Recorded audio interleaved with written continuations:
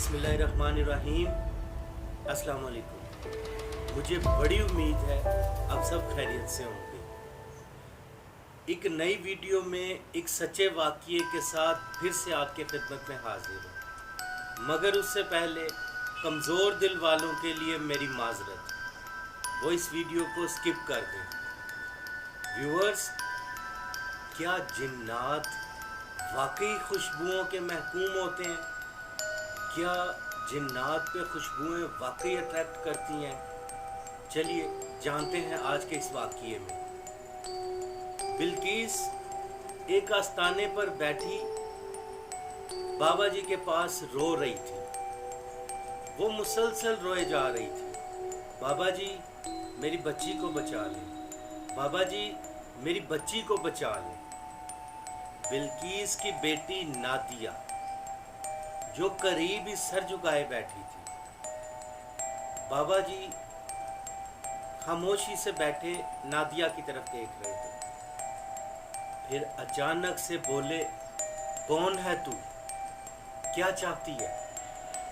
बिल्किस जो कि नादिया की तरफ देखकर रो रही थी, वो सिमट कर एक तरफ हो गई और नादिया ने अपने सर को हिलाया। बाबा जी ने फिर से पूछा, बता क्या चाहती है तू इससे, क्यों इस बच्ची को परेशान कर रही है? इस पर नादिया की हालत थोड़ी गैर होनी शुरू हो गई। बाबा जी ने फिर गुस्से से पूछा और कुछ पढ़ना शुरू किया। उनके पढ़ते साथ ही नादिया की हालत बिल्कुल गैर हो गई और उसने जोर से हंसना शुरू कर दिया। जिस पर बाबा जी ने कहा, बोल तेरा नाम क्या है? उसने बाबा जी की तरफ देखकर हुर्राते हुए कहा, मेरा नाम विद्या है। बाबा जी ने कहा, तू क्या कर रही है इसके वजूद में, जा निकल जा, बच्ची को परेशान ना कर। उसने कहा, मैं यहाँ से कभी भी नहीं जाऊंगी, इसके वजूद में रहूंगी और इसकी सज़ा मौत है। बाबा जी ने कहा, आखिर ऐसी क्या बात है जो तुझे इतना परेशान कर रही है, जो इसने तुझे इतना परेशान किया है?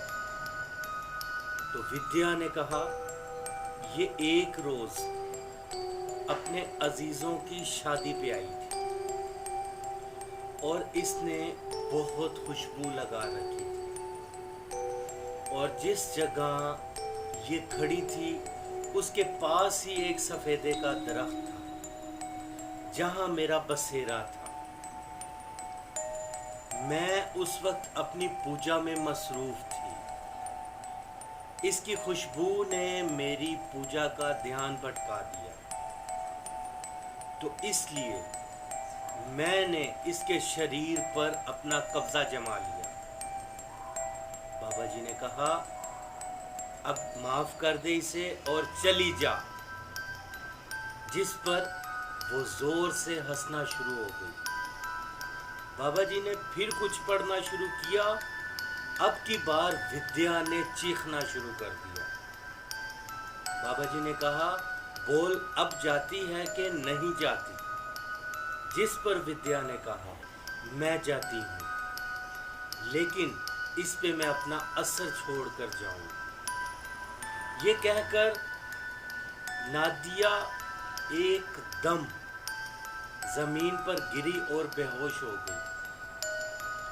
काफ़ी देर बाद जब उसे होश आया तो वो बहुत घबराई हुई थी, मगर विद्या उसके अंदर से जा चुकी थी। लेकिन हैरत अंगेज तौर पर कुछ रोज बाद नादिया ने अपने हाथ की नस खुद ही काट ली और उसे डॉक्टर्स ने बचाने की बहुत कोशिश की, लेकिन खून बहुत बह जाने की वजह से वो बच ना सकी। व्यूअर्स, नादिया ने अपनी नस क्यों काटी? क्या विद्या का असर वाकई उसमें रह गया था या कोई और वजह थी?